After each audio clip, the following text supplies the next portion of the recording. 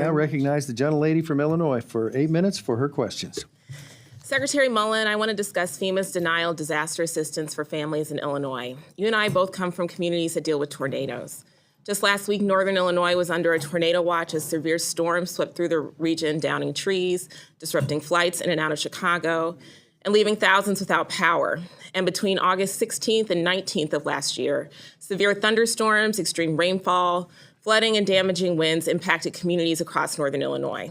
Homes were damaged, roads were flooded, power lines were downed, and families suffered significant losses.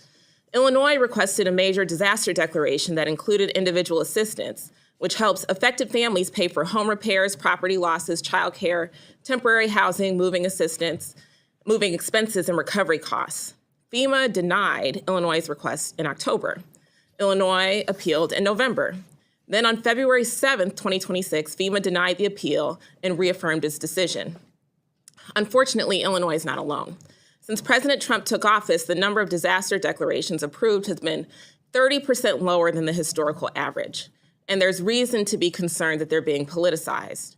An analysis from March of this year found that FEMA approved just 23% of disaster requests from Democratic-led states compared to 89% from Republican-led states. Don't get me wrong. Concerns about FEMA's response are coming from both sides of the aisle, including from your former Republican colleagues in the Senate.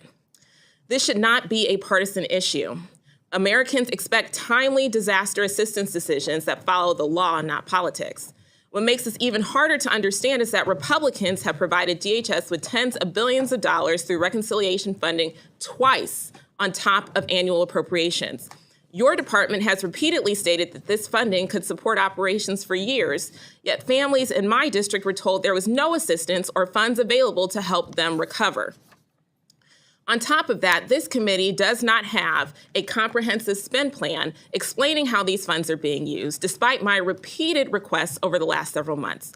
Secretary Mullin, will you commit to a member-level meeting with my colleagues and I to discuss why Illinois' disaster declaration was denied and to see how we can support my constituents?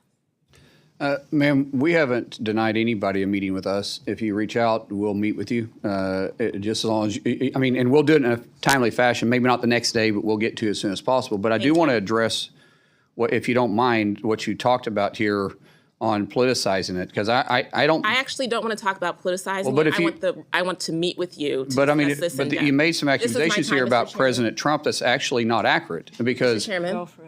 If you're going to make accusations, though, you have to let us respond back to them. Reclaiming my time, Mr. Chairman. Okay, so you're lying about it, Mr. Chairman. Because you don't want to hear the truth. Mr. Chairman, this week, President Trump's nominee. Mr. Secretary, the record will reflect that you have agreed to meet with the lady and her folks. And since I'm trying to keep people in 8 minutes, please proceed. Thank you. This week, President Trump's nominee to head FEMA, Cameron Hamilton, appeared before the Senate Homeland Security and Government Affairs Committee and pledged that FEMA would be fair and reasonable when evaluating requests for disaster aid. Secretary Mullin, will you make the same commitment as Mr. Hamilton to evaluate disaster requests fairly, reasonably, and without regard to politics? Yes or no? It's interesting that you won't allow me to answer those questions. I can explain it to you because I don't look at states different between blue or red. I look at them across the country as a whole. And if you actually want to know what we're doing, I'll be happy to, so you're not worried about this. I don't look at this any different, ma'am, and I'm not here to argue with you. I'm not here to fight with you. I like facts. Great. Accusations doesn't help anybody. I appreciate the more you're that informed, the better you know, and because you're saying some stuff that's not true. And I hope that Illinois receives the same fair consideration as any other state. Now, I'd also like to address another deeply concerning matter, detainees who died while in your custody. Secretary Mullin, since Donald Trump took office, DHS's immigration detention system has been plagued by medical neglect, abuse, overcrowding, and a historically high death rate. I saw these dangerous conditions with my own eyes when I visited the Miami Correctional Facility in Bunker Hill, Indiana, where I met with individuals who told me that it takes months to receive medication refills, including for life-threatening illnesses like diabetes. Others reported being left unattended with infected boils and other serious conditions. So it's no surprise that a detainee at that facility died shortly after my visit, or that more detainees died in ICE custody in 2025 than ever before. Secretary Mullin, does DHS have any official specific internal goals or policies to reduce deaths in custody? Ma'am, your numbers just aren't accurate. We've had 0.009%. Mr. Secretary, You're I didn't asking ask. about I asked this. a It's specific 0.009% Mr. Chairman. of deaths. Mr. And Chairman. we've had 54 total in my the president's time. Mr. president's time. Chairman. Those If are I- dangerous if I- accusations Mr. you're making. Secretary, Mr. Secretary. Those are dangerous get accusations that. that she's making because we in are the state not- of Illinois, This they're is my twice as We are high. not doing They're a twice as takeover high to here. die in the state penitentiary of Illinois than they are in You detention are invited to centers. this committee. This is my time. And you need to are be a informed guest. by what you're saying. I am informed. No, you're not, ma'am. Mr. Secretary, does DHS have any Do you realize that? official, Do you specific realize that we internal have goals or one policies? doctor Mr. per Chairman? 1,000 for detention centers for our federal detention centers in the state of Chairman. Illinois? They have one per 1,800. Chairman, But this yet is she my wants to time. focus on our I detention understand centers. that. You'll get your time. Thank you. You're welcome. So I guess this is a good place to stop. We are trying to keep members to 8 minutes. Mr. Secretary, you know that too. That's fine. So we all know how the clock runs here.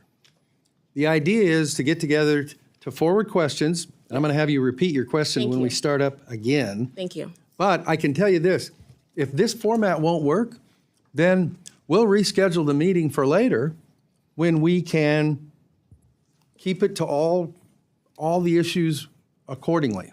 So this is the efficient way to do it, but if we can't do it the efficient way, then we'll go to Plan B, which will not be today. And I don't mean that as a threat to anybody. I'm just saying this is not Meet the Press or Fox News or whatever for anybody involved. It's what's the question, what's the answer? Mr. Secretary, if you need more time to respond to that, the committee will make any of your comments part of the record, and we will endeavor to make sure that you get to meet with whoever wants more time. But while we've got the whole committee sitting here, we're not going to do the XYZ debate, whatever the heck. So, ma'am, please repeat your question, and as near as I can figure, you got about 4 minutes left. Thank you, Mr. Chairman. You're welcome. Secretary Mullin, does DHS have any specific internal document, policies, or goals to reduce deaths in custody? And we do a wonderful job on That's a providing yes or no medical question, to. sir. We're doing a wonderful job Okay. at it. We have Is it your testimony 0.009% of deaths in our that you do not know whether the prison. department that you lead Which is a has lot better than the state of policy? Illinois. Is it your testimony that you do not know whether or not the department that you lead has a policy to reduce deaths in custody? No, I did not say that, ma'am. You didn't answer my question. Yes, I did. You're making accusations and you're not even I'll looking take at your that own as a state. no. You have no policy or plan to reduce deaths in custody. That's not now, true. 2 months ago, I asked ICE Our medical staff acting does a director phenomenal Todd job. Lyons In the fact, same every detainee question. sees a doctor He said or that- a nurse with every 2 weeks. I reclaim my time. Okay, ask your next question. Okay. 2 months ago, I asked ICE Director Todd Lyons the same question. He said that ICE, quote, hopes that there will be no deaths in custody, but admitted that the agency had no actual policy in place to prevent them. Rather than implement one, he resigned just a few hours later. Secretary, since that hearing, 3 more people have died in ICE's custody, and those are the only deaths that we know about based on your agency's public reporting. So, Mr. Chairman, I would like to request unanimous consent to enter into the record a report that came out today from Human Rights Watch and Physicians for Human Rights titled Dying in Detention, Rising Deaths in an Expanding U.S. Immigration Detention System.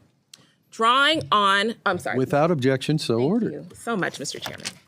Drawing on government records, detention data, and expert medical reviews, this report outlines 52 deaths in ICE custody during President Trump's second term and highlights the concerns we've been raising to your department regarding the lack of access to medical care, suicide prevention, transparency, and accountability in detention facilities. Secretary Mullin, ICE's detainee death reporting has not been updated since April 28th of 2026. The death rate in ICE custody has doubled during President Trump's second term. Will you commit to reporting detainee deaths as required by law? We do report them, ma'am.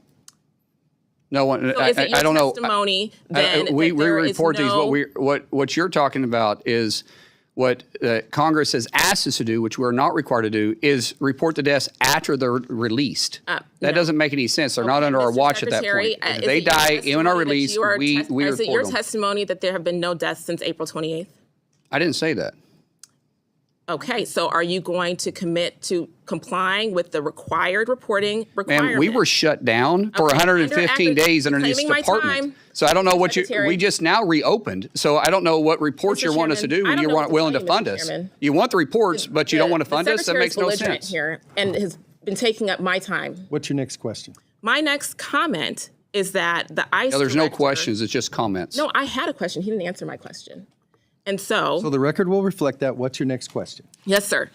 There is a policy of reviewing and publicly reporting deaths that occur within 30 days of a detainee's release from custody.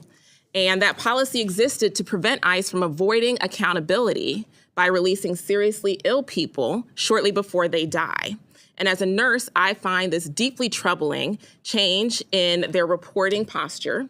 Families deserve answers, and Congress should be able to conduct oversight, and the American people should have confidence that deaths connected to federal detention are not being hidden through administrative loopholes or filibustering. Transparency is not optional. There are laws and reporting requirements, and if this administration is unwilling to account for what happens to people in its custody, then it's Congress's role to question whether it deserves more authority, more detention capacity, or any additional cent from the American people. Mr. Chairman, thank you for letting me finish my comments, and I yield back.